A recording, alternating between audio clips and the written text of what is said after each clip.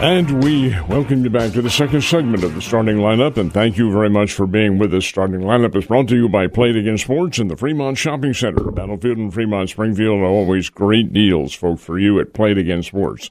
By Citizens Bank of Rogersville with two locales. One's adjacent to Highland Springs and the other is in Rogersville itself. Brought to you by Swing Right Golf at the south end of Campbell Avenue, a little bit north of Nixon. You have everything to make that golf swing perfect, including the simulator right there at Swing Right Golf. Outdoor batting cages as well. And brought to you by Marshfield Chevrolet at the I-44 exit. Couple of left turns. You cross over I-44 on the north side. On the outer road, you drive right into Marshfield Chevrolet and some big-time deals. I'm Ned Reynolds along with Scott Purrier. And Art Haynes. Good morning, Arthur. Morning, guys. We're going to talk a little Mizzou football. Our buddy from living in Columbia but representing the St. Louis Post-Dispatch. He's starting at guard, a 6-foot senior from Minnesota. We welcome in Eli Hoff. Eli, good morning. Good morning. I have to sue the NCAA to get my 5th year, but that's working these days. So I think I'll be good to go by the time the season starts. Well, I want to ask you this because we have a young lady locally here that played college basketball at Baylor and was a 2022 kid.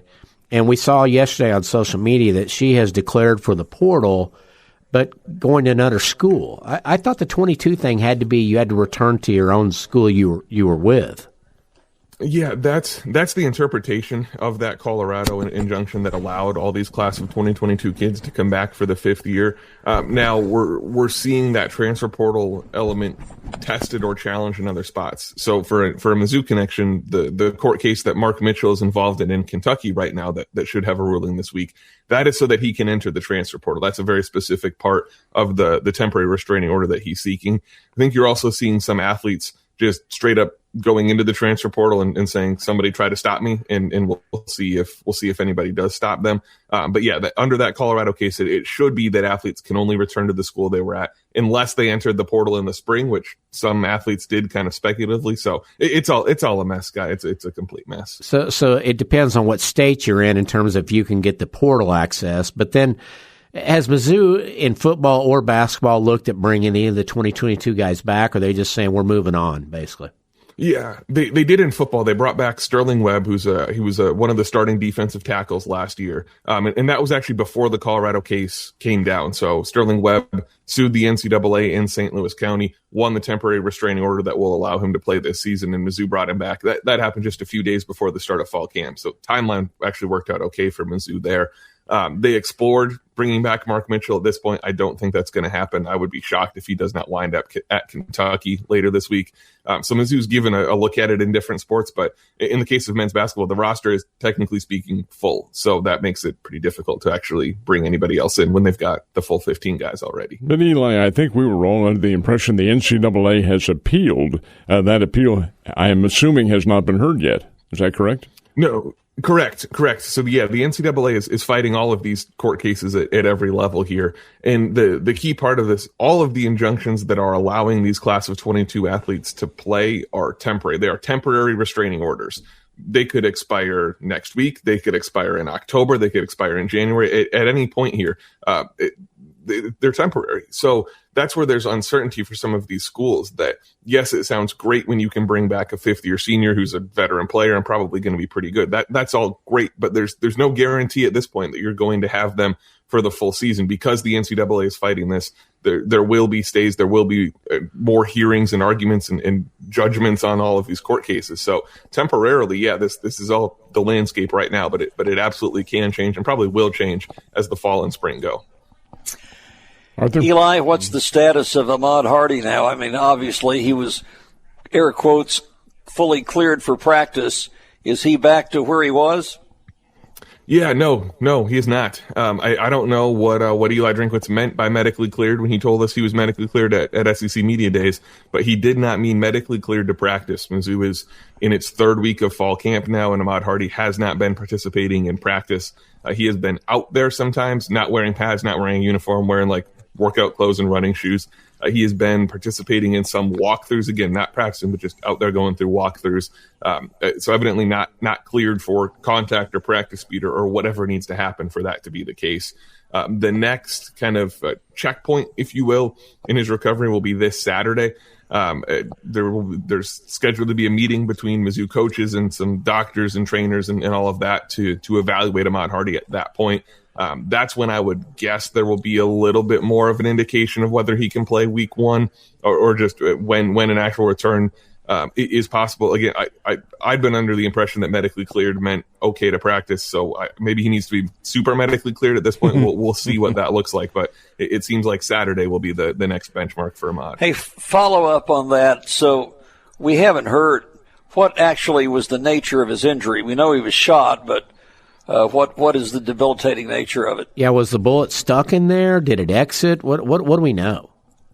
Yeah, so we don't know about an exit wound. And to be honest, this isn't something I've pried too much on. Probably it's just kind of grisly, but the bullet did go through there, and it did hit his femur, which was one of the big questions of there is a difference between just, and I say just with air quotes there, just damage to the muscle tissue versus it hitting the bone. It did hit the bone, which is what I think has made this complicated. So there is damage to the muscle tissue. There was bone damage, very, very close to the femoral artery in there as well.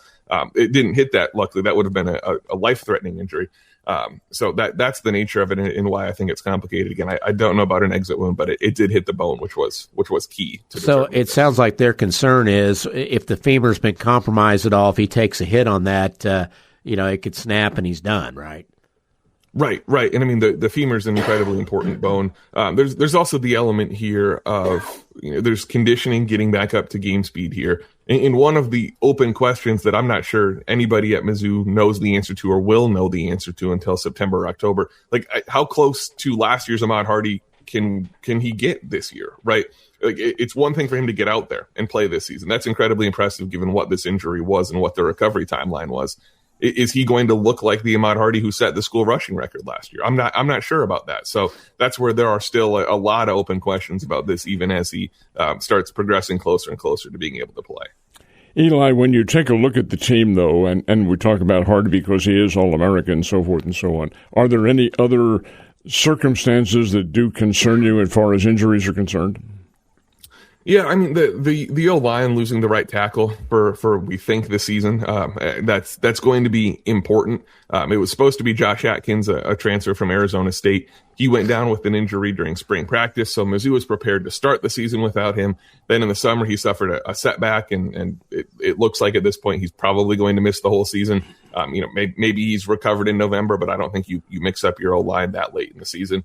So Mizzou's had a competition during camp to find a new right tackle. And I should say, right tackle is more important for this team than it would be for your normal offense because Austin Simmons is a left-handed quarterback.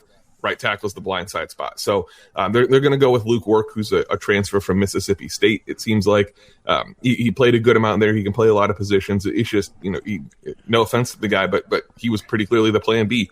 And anytime you have a plan B spot on your offensive line, I wonder about that a little bit because we've seen in the past that Austin Simmons, like any quarterback, does a lot better with a clean pocket than he does when he's under pressure, especially from the blind side. So that's a little bit of a spot of concern, but it's hard to know how concerning that is until we see this offense against an actual defense. Otherwise, I'd say most things have gone to plan so far during camp. Art? So, Eli, I mean, you got Austin Simmons. I mean, everybody's just figuring he's the guy, and he is. But what talents does he bring? Yeah, the intangibles have really stood out so far. That's something that I've heard a lot of good things about all summer. I get the sense that he frequently hosted the offensive line at the house he's renting here in Columbia over the summer. Ordered food for them, cooked for them, which to me is a pro move on many fronts. One, it gets your O-line to like you. Also, keeping the big guys up front well fed seems like a very good business strategy as well. So it seems like Austin Simmons has all of that stuff, like the off the field kind of locker room things you need to be a starting quarterback. It seems like he has that down. From what we've seen and what I've heard from camp, I mean, he can drop a ball into a bucket. The touch passes are absolutely there for him. The concern when you look at the body of limited work he had at Ole Miss, and again, what it seems like has happened when the defense is out there during camp, turnovers are a little bit of a concern. Again, I don't know how much, but he is an inexperienced starting quarterback. It seems like under pressure, he can sometimes try to force a throw. Seems like there are times where there are almost blind spots where he sees a guy get open past the corner but doesn't recognize the safety coming down to help. Again, it's a really small sample size that we're looking at, but that's something that I'm kind of on alert about as he starts this season. So I think he's absolutely got the buy-in from his offense. The coaching staff adores him and thinks there's a ton of potential. There might be growing pains because he is essentially still a new starting quarterback. He had 2 starts last year at Ole Miss. That doesn't count for all that much in college football. So early on the season, maybe some growing pains, but the long-term potential, Mizzou absolutely loves. With that that you just said, Caden Green, the OU transfer that Mizzou stole from the Sooners, is getting, I guess, recognition as a potential All-America candidate at left tackle. With Simmons being a lefty, have they ever thought about moving him to right to protect that backside or not? Yeah, I think they considered it. But honestly, I don't think they considered it all that much because Caden Green already had been playing left guard for Mizzou, and then they bumped him out to left tackle last year. That adjustment process, it worked out in the end, but it wasn't the smoothest when it happened. So I think for Caden Green's sake, they're wanting to just keep him steady on that left side. Because the other thing to keep in mind, this O-line is also structured to be able to run the ball the way Mizzou wants. And if they think Caden Green because leg dominance and stuff matters for these offensive linemen as far as which is your stronger leg when you're blocking for the zone. So if they think Caden Green's best run blocking spot is left tackle, I'm inclined to think that's the right spot to keep him, just because the best thing this offense does this season, especially if Ahmad Hardy is able to contribute significantly, the best thing they do is going to be running the football. Yes, pass protection is important, but this should be a run-first offense given the talent at running back. So I have to imagine that was probably a consideration in keeping Caden at left tackle. Eli, what was the overall attitude up in Columbia and with the Tigers being number 25 in the AP poll? Yeah, I think pleasantly surprised. This is a program and certainly a fan base that I think feels they fly unfairly under the radar, right? That they maybe don't get the respect they deserve. And being ranked number 25 heading into the season is absolutely a sign of respect for what this program has been the last couple of years, right? That even coming off last season, which was decidedly a step back, to then still be ranked number 25 with an unproven quarterback and your whole defense turning over, plus a new offensive coordinator, that's a sign of respect for the offensive talent Mizzou has, for what Eli Drinkwitz has built here. So I think Mizzou will be plenty happy with that. It's kind of hard to play the something to prove, we're the underdogs card, because they're getting a very adequate amount of respect right now. Eli, if Hardy isn't able to come back strongly, Roberts is an awfully good back. You think he could just step in and continue being a effective running back? Yes. Oh, absolutely. I've been a fan of Jamal Roberts even going back to 2023 when he was a freshman. He had a really good fall camp, and of course didn't wind up doing much because that was the Cody Schrader season.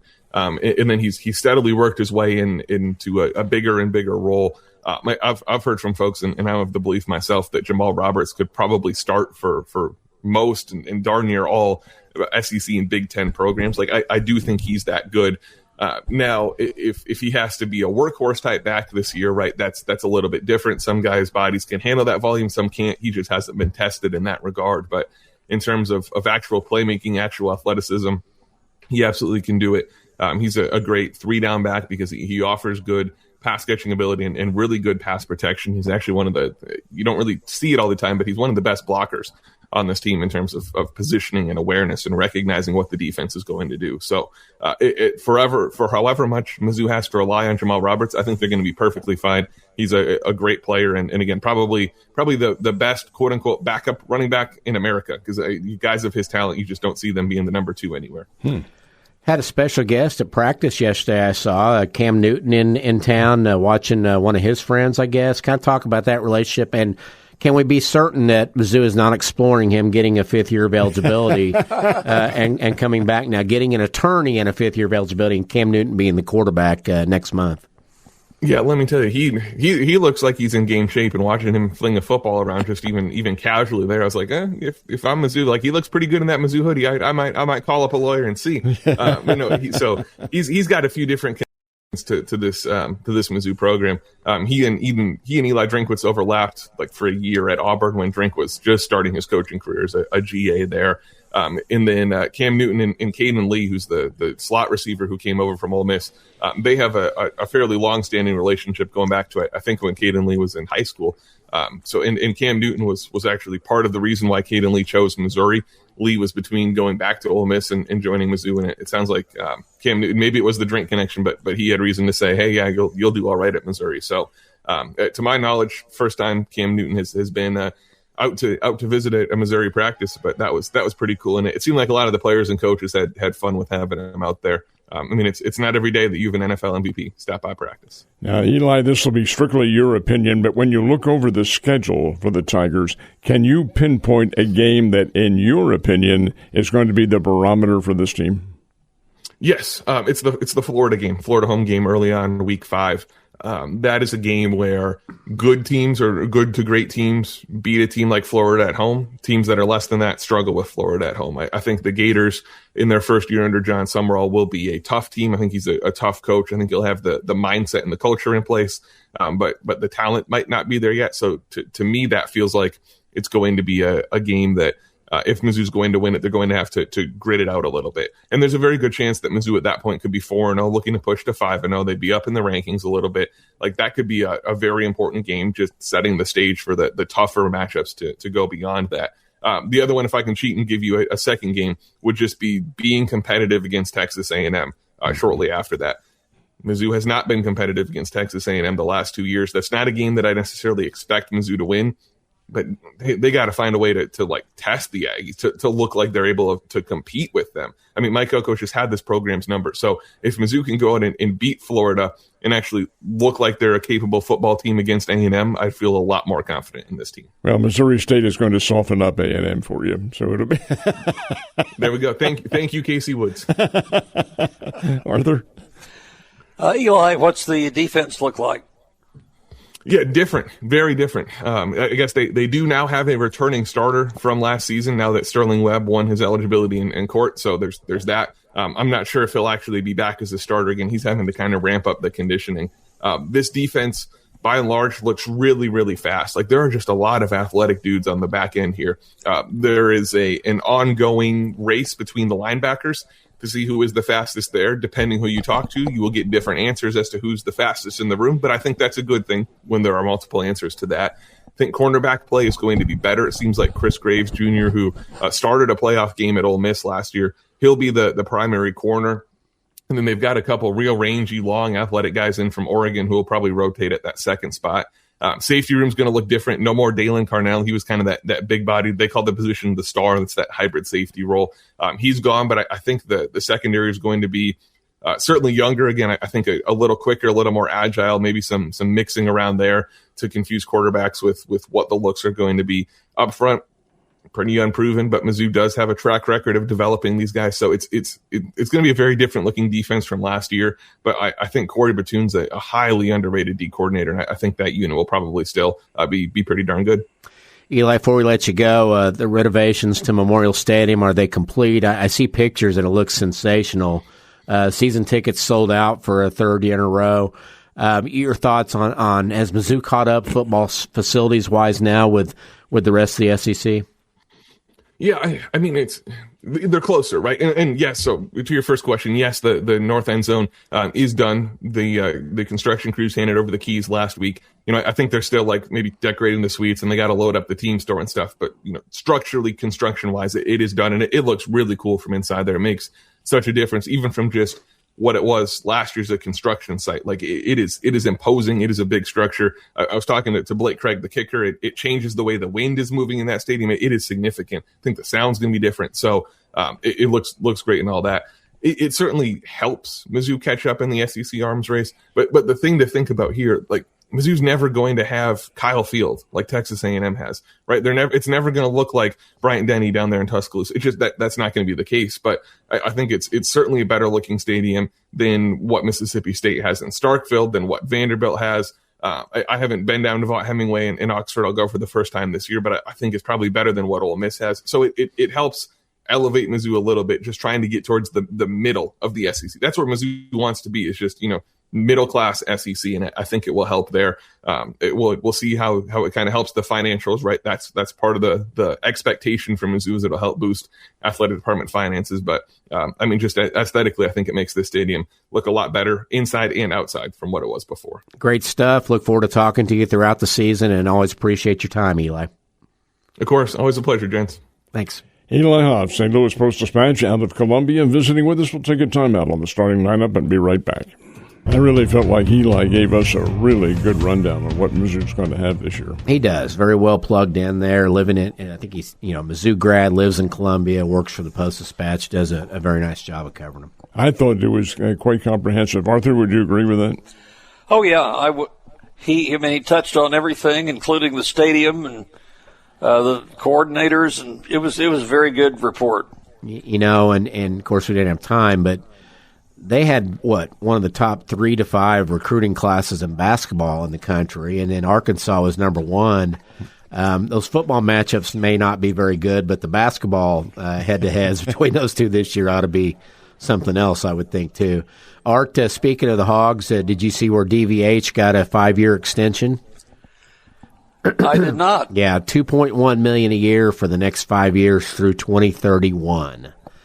So those who thought DVH might be retiring soon, you got to wait a little while longer because he's going to be around. Well, and still very productive. Yeah. I mean, their fans have ridiculous expectations, but last year was not one of their better years, but they still made a regional final, and he's got a great program. He does, and I think their work in the portal this year was on steroids compared to what they've done the past, 2 or 3. I think he went out and got something like 13 to 15 guys in the portal. and on a baseball roster, it's 30?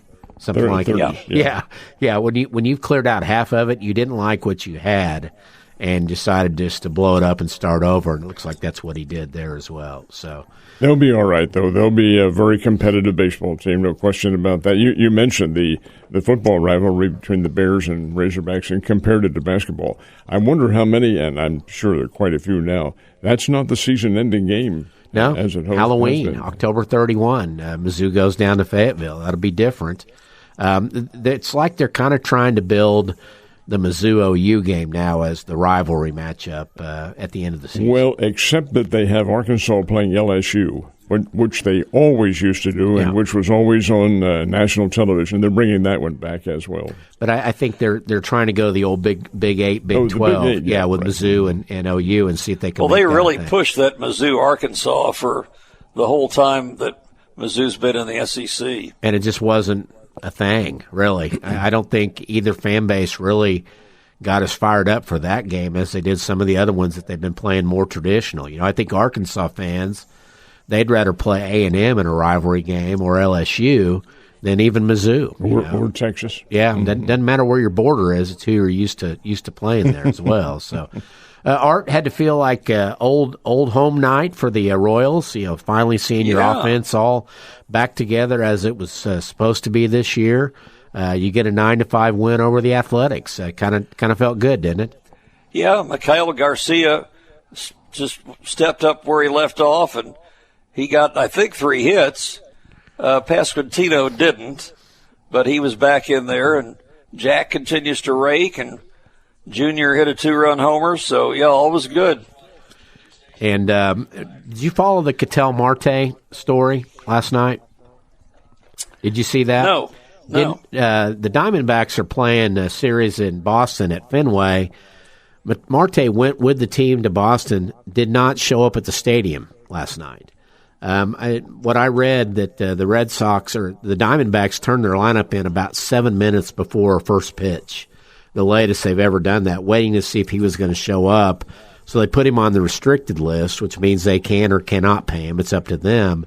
Usually go reserved for people with personal reasons or situations they're dealing with. But and then Torey Lovullo afterward was pretty teary-eyed, saying, we're just thinking of him, and they asked him if he knew where he was, and he said no. So wow. Yeah, so just a bizarre thing from a guy that's had a history of maybe some bizarre behavior there as well. There is one of them, one of the previous incidents in which he left the nation and went down to the Dominican Republic for something that happened. He apologized for that, but this time he's just not even showing. And not even telling anybody. Well, that's concerning as to his well-being. And especially a guy that's been, a 3 or 4 time All-Star, I think, at second base. And that's an Arizona team, just like the Red Sox. It's in the heat of a wild card race right now, too. So I'm sure his teammates are going to need an apology for a guy just not showing up to work when you're on the road in a key series in Boston. And they got drilled last night, too. Provided he's okay. Yeah. And they're in a tie, I think, for their wild card berth. Yeah. And Lovello did say he is physically fine, which means it's some kind of a personal or emotional issue there as well, too. So, Art, I saved this for you because we were talking top 25 poll. ESPN's writers rank all 138 FBS teams in tiers. And they've got kind of unique names for You mean they were emotional about it when they did it? Yeah, exactly. Good Art. No, not those tiers. TIERS for those. And they've got, for example, the tier 5 is always so close but no cigar. It has Iowa, Louisville, Penn State, SMU, Tennessee, and Washington in that one. And I thought it was entertaining to see where some of the CUSA teams were. Mizzou is in Tier 6, probably fine, maybe good, possibly mediocre. And in that tier, and they've done a great job because these are teams that fit these categories. Clemson, Illinois, Missouri, TCU, and Virginia Tech. Probably fine, maybe good, possibly mediocre. Possibly mediocre. Is that not pretty accurate in your mind? Yeah. Yeah, and then Tier 7 on the come-up. They've got Nebraska in that. I think that's Nebraska every year, isn't it? Right. Anymore it is. Yeah, Auburn in there. K-State's in there after the Wyatt Wheeler teardown of last year with the program going to crap with them. But Missouri State, first of all, so you're saying there's a chance you've got North Dakota State, Boise State, James Madison, some of those group of 5 teams popping up there. It has to get better, right? Florida, Florida State, Oklahoma State, South Carolina, and Syracuse. And I'm just going down, as you can tell, we're going down, and 6 and 6ers. Arizona State, Baylor, Cincinnati, Duke, Georgia Tech, Kansas, and Wake Forest. And then we're getting on down here and into the misery. Maryland, Mississippi State, Northwestern, and Rutgers. 3 months till basketball season. Arkansas, Kentucky, UCF, UCLA, West Virginia, and Wisconsin. And a group of 6 contenders, Tier 14, includes Memphis, Texas State, Troy, Tulane. Western Kentucky is listed in that group. Wow. Interesting that Liberty is not. Let's see, and finally getting down here to the bottom, there's 17, there's about 20 tiers. Works in progress is one. Are we having fun yet? App State is in that one. Arkansas State's in that. Florida International in the Are we having fun yet? I'm down to the second to last one, not the worst. Missouri State Bears, Coastal Carolina Chanticleers, both in the not the worst. So maybe it wasn't such a move up for Coach Beard there, continuing in that group. And then finally, technically still FBS programs.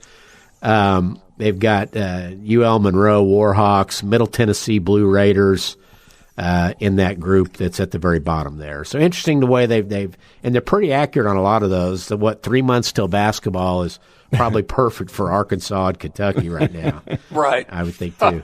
Art, if you had to put a number on the Bears right now, overall record, what would it be, football? 6 and 6. 6 and 6. That's what Ned's got, too, yeah. And we were talking with Tom. Do you think the Marshall game is really maybe the swing game that determines 6 and 6 and 5 and 7? I do. Yeah. Yeah. Yeah, you win that one at home, and you're looking pretty good for a bowl game. Although last year, how many 5 and 7 teams got into bowls last year? There were several. Yeah, several who because got teams in. declining bowl bids or things of that nature too. So interesting stuff. And again, we appreciate Tom coming on. As Corey right now has got people looking in parts that he doesn't want them looking into, probably. But Been told to take it. Yeah, exactly. How many of those have you guys had? I'm sorry? Colonoscopies. How many have you had? I had 2. Art, I've had 2. I've had 2. Isn't it the most bizarre thing that the worst part is the day before? It's no question about it, the prep. And is it the most bizarre thing that you remember absolutely nothing after it's done? Right. And what's interesting is that the medication they give you, the supposed anesthetic, you're supposed to be awake when this happens. While it's going on? While it's going on, but you never are. At least I haven't. I don't remember a thing about it. I've always had the count backwards from 99, and I'm at 96. I don't remember anything else after that usually. But I just remember my first one, the awful feeling of, my wife couldn't take me because she was teaching, so my father-in-law had to take me. And that's cool. Yeah, and I wake up, I'm in a gown, I'm probably half exposed here. First person I see is my father-in-law standing over me looking down. Are you ready? That was, I didn't really want to go back for the next one then after that. But anyway, so Corey, hopefully all goes well with that, and he'll be back with us next Tuesday. Hope so. Yeah. Take a time out and talk to T-Bear. It is a brief timeout coming up, and then little auto racing on the agenda. And the starting lineup is brought to you by Play It Again Sports, by Swing Right Golf, by Citizens Bank of Rogersville, and by Marshfield Chevrolet. Ned Reynolds with Scott Purrier. Art Haynes. And on the line with us, it is Tuesday spot, 8:30, talking auto racing. Trenton Berry of Racing Dirt. T-Bear, good morning. Hey, guys. I'm remote today from the Love's Truck Stop in Harrisonville, Missouri, on my way to Marshalltown, Iowa. How's everybody? We're doing good. Right. We're a little disappointed. We thought we were going to get Champ on this morning to tell us one of the jokes he learned at comedy camp last week. He is home in bed while you're on the road, departed early this morning. How did comedy camp go? What did he learn? Yeah, so it was great. And so this was more like sketch comedy and improv comedy, and they had a little performance on Friday. My wife put a little highlight reel together, and she posted it on her Facebook page and her Instagram. If anybody out there is friends with her or whatever want to go check it out. But he had a little performance Friday afternoon, and they took suggestions from the audience. He was an animal expert for about 2 minutes, and somebody asked the question, "What's 2 times 3?" And he said 2 times 3 was irrelevant in the world of animals, that nobody cared. He said the real question is, he said, how many monkeys did it take to make a gorilla? And that was completely off the top of his head, and he had the whole room in stitches. It was wonderful. Wow! So is this it was wonderful. A career path for Champ? You know what? I don't know necessarily, and we're not pushing anything. It's just he's kind of a theater kid, and we're just kind of exploring several different avenues of theater. He's funny. He communicates well. He likes to tell jokes. He does a heck of a Donald Trump impression. I mean, I'm telling you guys, a spot on Donald Trump impression. He does the hand motions. He gets the eyes working as well. I mean, it's a full body Trump experience with Champ, and so it's we're just trying things he might be interested in. It was a little bit different. It was a little bit out in left field, but you know what? He was on a stage and practiced all week last week, and once we kind of he had a rough day Tuesday. He wasn't sure if he wanted to go back last week, but once we got through that, he was ready to go tackle the rest of the week, and he did a great job. I'm super proud of him. You might tell the folks about how old he is and where in school is he. Yeah, so he'll be in 5th grade. He's 10 years old. He's on the young side for his class. He just turned 10. We could have put him in 4th grade, but they kind of felt like he was ready to go. So he's one of the youngest ones in his class, and he's just a cool kid, man. Just developing his personality, and his mom and I are just doing whatever we can do to try to cultivate that. Not really push him in any direction, just kind of pay attention to what he's interested in and kind of work on those things with him. Do they have theater at Skyline? They do, and he's been in it since he very first started school. He started with the littlest kids, and I'll tell you, they did a good job. Now they passed a bond issue, and they just actually are in the process of building a performing arts center. Of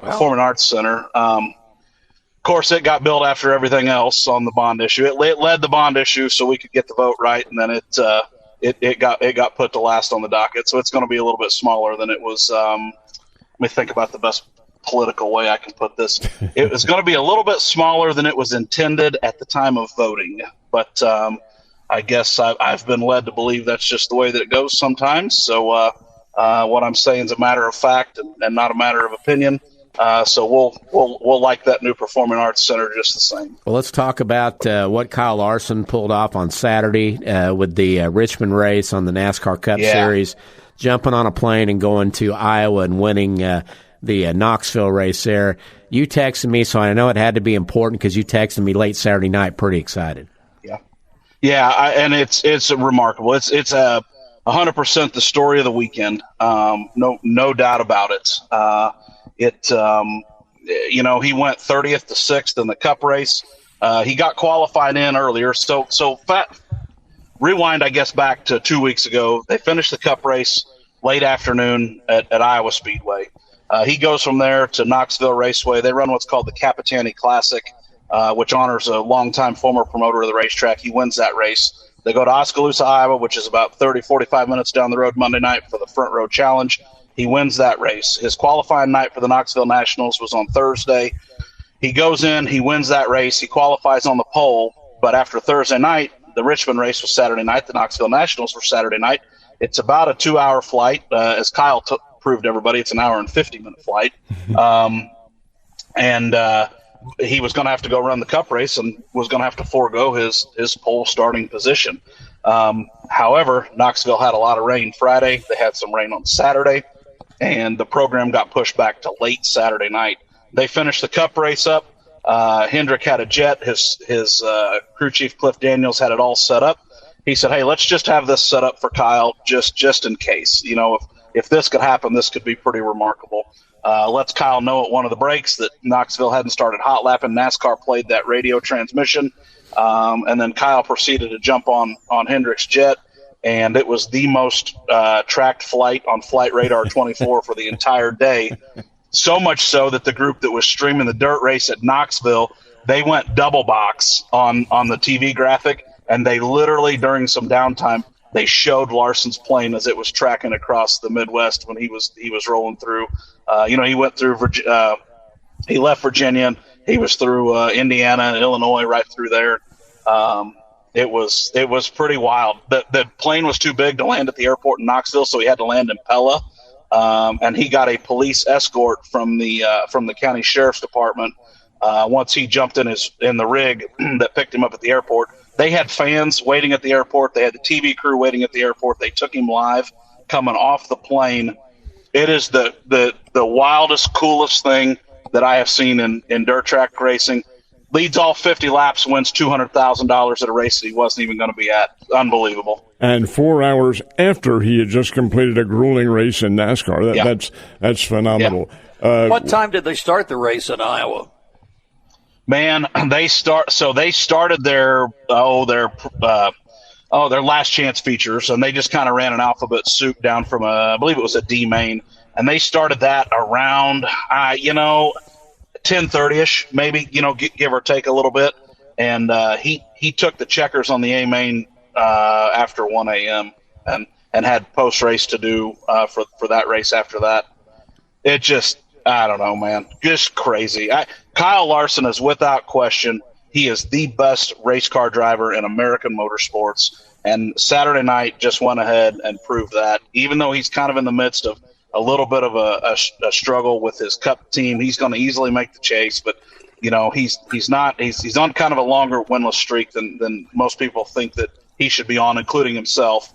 But I'm telling you, what he did Saturday was just incredible. That's an all-timer. Now, Trenton, this is out of total ignorance here. When he completes the race, they're making a last-second decision to get to the plane. Does he even have time to get out of his uniform?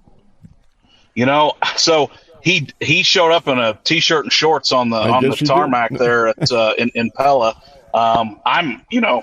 Gut tells me he probably changed on the plane. Now they helicoptered him out of Richmond to the airport, so he had to get on a helicopter there. And then he was in his dirt racing fire suit, which was different than what he wore in the Cup race for the sprint car race. So at some point he did. I don't know exactly when. The other big thing about that sprint car race, so on multi-day races, when your cars for the A main are qualified in, they don't hit the track until hot laps later in the evening. Mm-hmm. He wasn't there and ready to go. He even missed his hot lap session. So everybody else got a chance to shake their car down that night on those track conditions. He literally rolled in 100% blind Saturday night to a completely new racetrack and a car that he hadn't seen in 3 days. How much time did he have to spare? And as a promoter, if you're that guy and you know he's coming, are you stalling a little bit and doing things to make sure that he doesn't show up a minute and a half late and the race starts? I'm just going to tell you we're not taking the green until we're ready to race. If under that scenario, and at that point, we're going to have some equipment malfunction on some track equipment. We're going to have gosh darn guys, I hate to do this. It's so late in the night, but we just had a fryer go down in the kitchen, and we're going to have to get some people over there. Bob works over in turn 2. But you know what? Bob also works on appliances during the week, and he's our only guy, and we can't race until Bob gets back to turn 2. And Gretchen, she's upset because Gretchen can't get her fries right now. So we're going to take care of that. And once we get all that done, we're going to get racing just as fast as we can race. Yeah, we're going to have musical chairs and do some. Yep. Well, 50-50. We've got to actually. You know what, guys? Surprise! We've had a second 50-50 drawing for the night, so get those tickets back out. We're gonna read that ticket number off, and we might have to read that ticket off 5, 6, 7 times to give that second pot of money away that nobody knew about.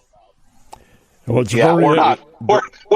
When Kyle Larson's on a jet headed to your racetrack, you're not racing until his seatbelts are tight and the chin straps is secured on his helmet. That's for darn sure. Well, is this kind of an episode ever going to happen again this year? Will there be key dirt track races in conjunction with NASCAR?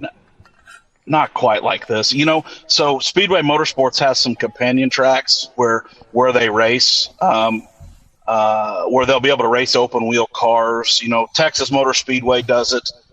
They do it at Las Vegas, but not like this, not something that requires a plane ride halfway across the country. And, everything had to go right, so he had some post-race media obligations for NASCAR. And so his team went to NASCAR and they were able to forego that and allow him to get immediately out of the race car to get in the helicopter. So he'd have a chance to get on the jet to try to make it. So, super rare. I can tell you, in all my years of covering the sport, I've never seen this happen before, and it's unbelievable. What a great day! What a great day turned into a great night and a great morning for American motorsports. It's out of this world. Here you have a kid. This is with sports that are not comparable, but here you have a kid in the St. Louis Cardinals who sets a Major League Baseball record, and then a little bit later on at night, here's a guy going cross country to win one race and then finish in 6th in the other. But be that as it may, that's a hell of a story. T-Bear, you said you had another couple top stories there? Yeah, hey, so Connor Zilich is leaving Trackhouse Racing. That's some big news that came out yesterday. Alex Bowman signed a 1-year extension in the 48 car, and Connor Zilich is leaving Trackhouse at the end of Bowman's extension. So he's going to have basically a season and some change left with Trackhouse, and he's going to fill that seat with the 48. I really thought Corey Day was going to go to that one. Corey Day is going to find his place in NASCAR, and I think it's probably with Hendrick. I really expected that in 2 years to be him in the 48, but Zilich is going to go there.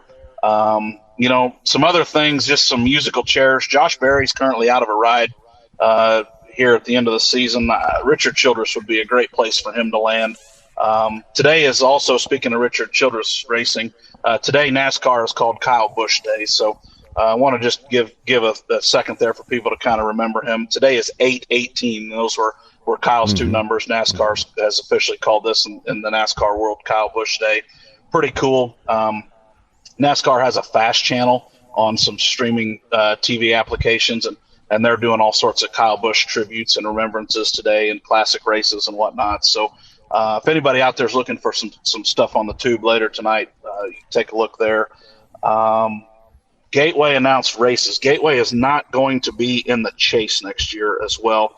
Gateway did announce their dates, and they are moving to August. The actual date escapes me, but I can get that here in just a second. But anyway, I knew they were kind of one and done in the chase.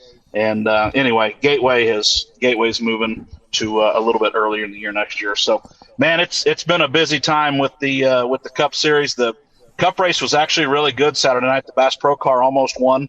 Joey Logano just outpitted him. His team did right at the very end, and that's what made all the difference in the world. But another strong run for the Bass Pro Toyota, and Chase Briscoe finished second. It was a good night at Richmond. That's a great racetrack, and it was cool to see the place sold out.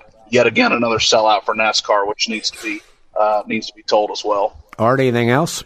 Well, I mean, Logano was the wonder boy when he first started Cup, and he won 3 championships, and he's making a run now with 2 wins in the last 4 races. Yeah. When he's went from 20th to 9th in points as well. And, they were kind of out of it early. The Fords were out. The Fords were bad early. And, Penske leads the Ford operation. I mean, they're the leader in the clubhouse for Ford's NASCAR program. And they've improved and picked the pace up a little bit. And, Joey's a good closer. He's really good on intermediate tracks, short tracks. Denny Hamlin is too. So going to be a heck of a run. We kind of looked like and thought Tyler Reddick might run away with it, and he's struggling a little bit right now. What is the last race for qualifying? So we got 2 weeks. So we're going to go to New Hampshire this week, which is not the best race. We're going to go to Daytona after that, and we are going to start the chase on Labor Day weekend at Darlington. With the Southern 500 on Labor Day weekend, and that is on Sunday evening. So 2 races. It's serious now for that top 16. Very good. T-Bear, always appreciate your time. Safe travels back up to Iowa, and we'll talk to you next week. You bet. Couple 20,000 to wins. Carson Hosever going to be racing these two races Tuesday and Wednesday nights. So looking forward to it. Very good. Trenton Berry, Dirt Track Racing, back with the starting lineup in a second. And we are in the stretch run of our Tuesday show on the starting lineup. Great having you with us, folks, and lots going on, too. Cardinals baseball coming up tonight right here at 102.1. It'll be the Cardinals and the Cincinnati Reds in Game 3 of their 5-game series. What'd you find on that? Yeah, we were talking during the break, a little baseball there, and Art brought up Caden Bogenpool off to a good start. Bogey is with Single-A Clearwater. Down in Florida, and he's hitting 366 with 2 homers and 8 ribbies through his first 41 career at-bats there. So very good start. His OPS right now is 974. So a guy off to a really good beginning there. And of course, second-round pick, I believe, with the Phillies. Number 64, and Philadelphia Phillies picked him round 2, and that's where he is. That's the Phillies training camp. Yeah, and I had talked to Wyatt Vincent for the podcast a week ago, and Wyatt said he hadn't seen him yet, but they may cross paths there in that Florida State League soon, Bogey and Wyatt Vincent. Well, gentlemen, our time has elapsed for today, and we very much appreciate everyone being with us. I'm Ned Reynolds, along with Scott Purrier. Art Haynes. And, folks, we will be right here tomorrow. Lots going on, including a big golf tournament, and we expect to see you right here at this very same time. See ya.